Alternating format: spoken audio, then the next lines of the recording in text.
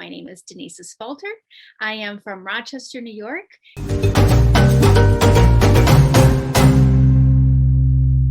Hello, everybody, and welcome back to the Herstory TV and the Herstory podcast.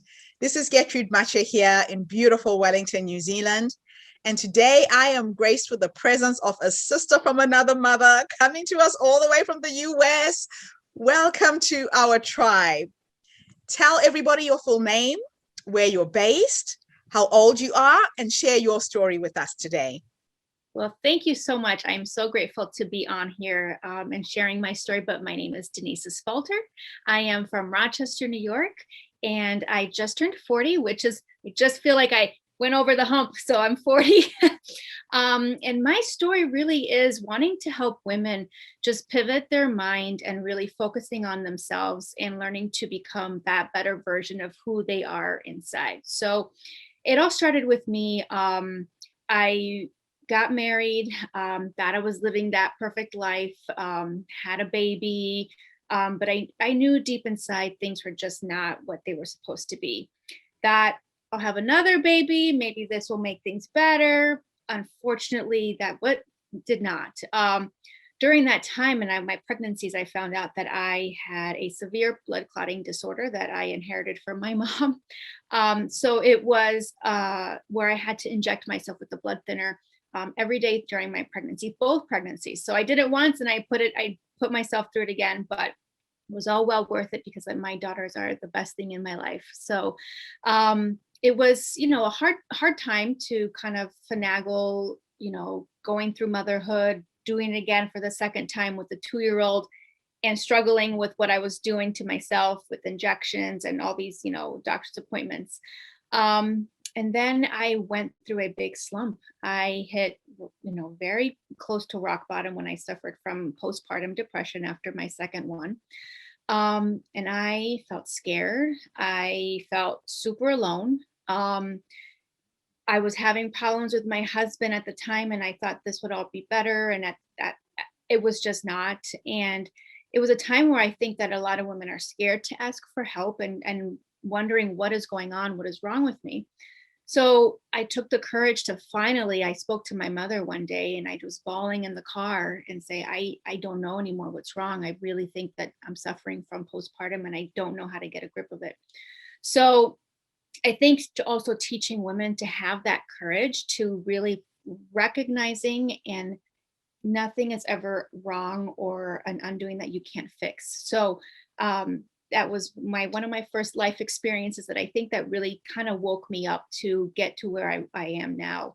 I left a 10-year marriage, after trying to save it and working on it. Unfortunately, it was just not what I had hoped it would be, suffering from just being not taken and respected as a woman, as a mother.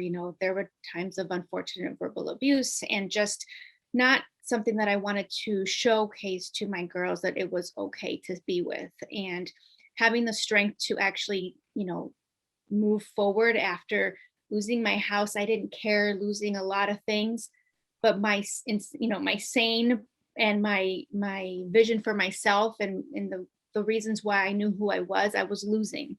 And I didn't want to lose who I was anymore. And I knew that if I looked back at the girl that I was 10 years ago, I wanted to get back to that person because I completely lost myself in this marriage.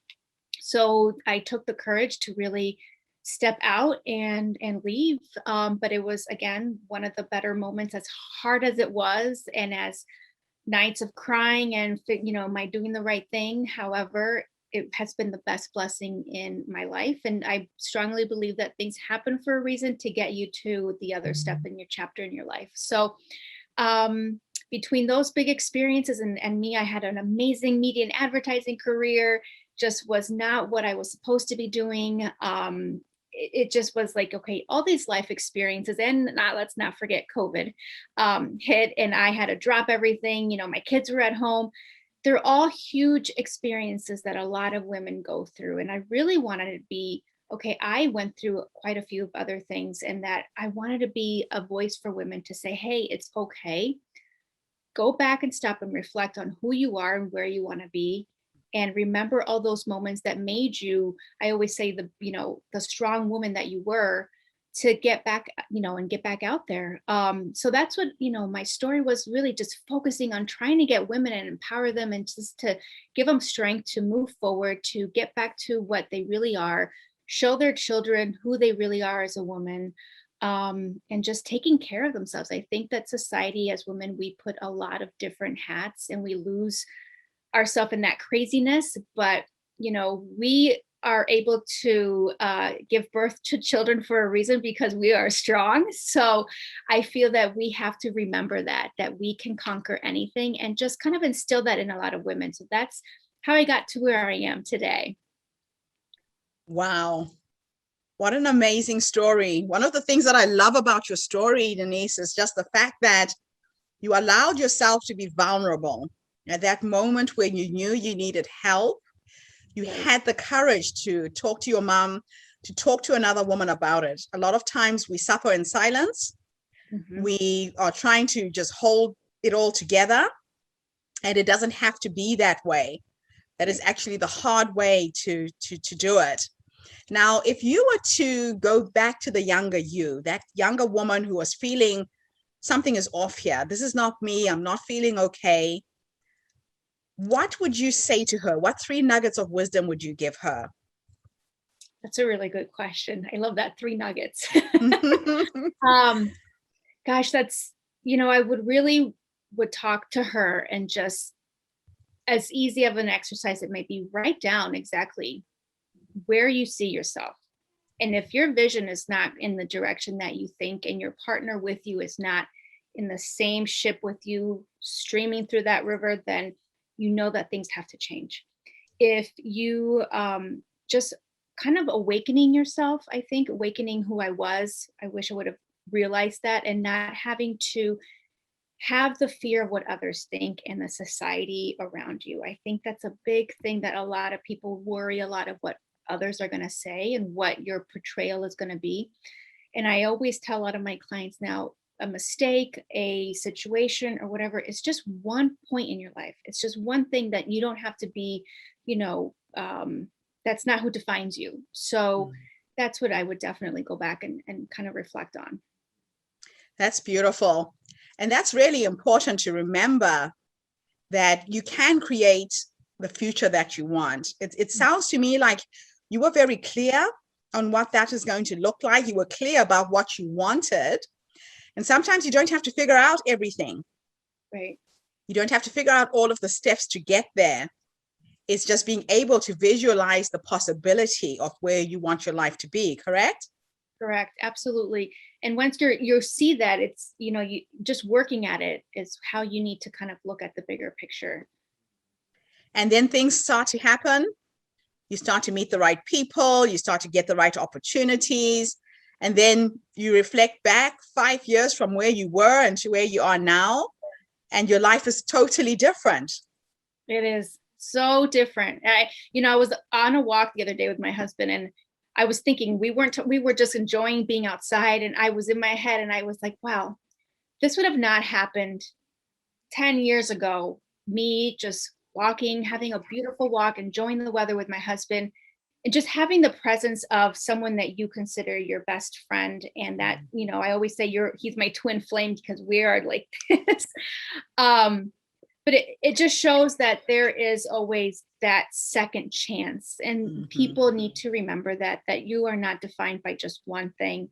That if you know that you have all this potential, don't hold yourself back. And I think that's what a lot of women do, is that they hold themselves back because of fear.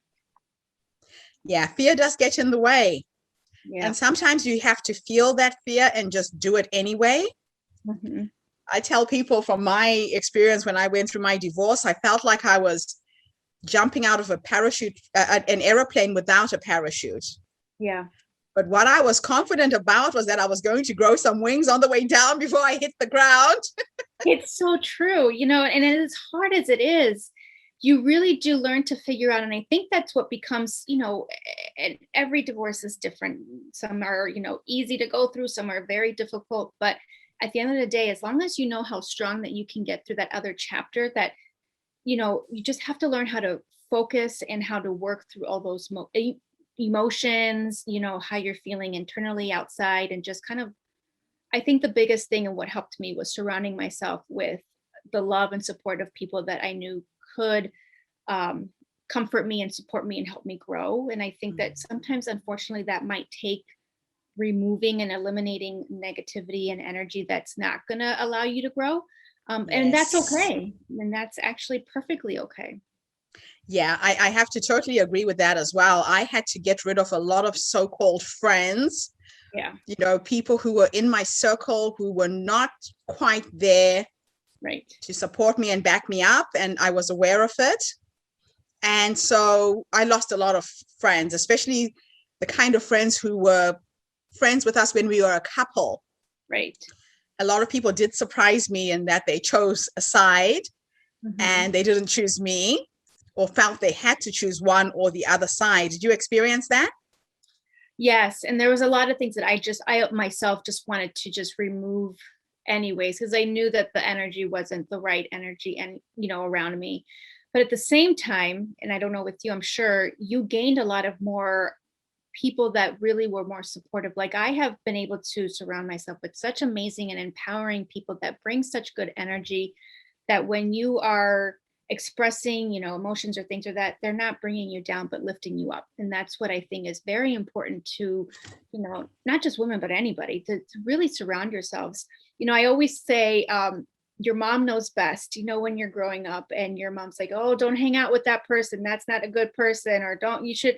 And I always like, I would always get mad. I'm like, oh, what is she talking about, whatever. But Yes. at the same time, it's like, God, really, you have to focus on who's bringing you up and lifting you up. Because if you're surrounding yourself with people that are doing amazing things, empowering themselves, you're going to have that energy and feel that same way versus if you're, surrounding yourself with people that are just wanting negativity and bringing you down. So That is moms are just always right. beautiful. Yeah.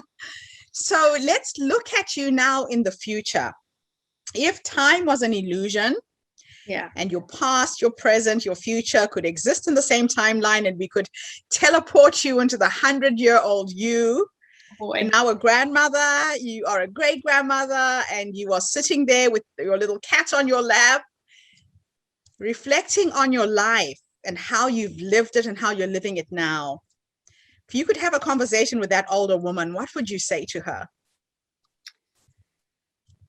Wow, I would ask her first in the sense of how did you do it?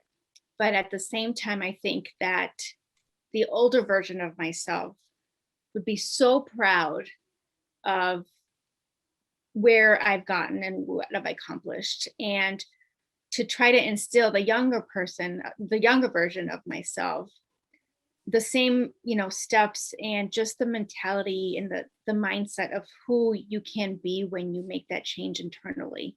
And I think that you I'm very big now on like, putting things out there in the universe and just making it flow, and you will seek positivity and things will come to you.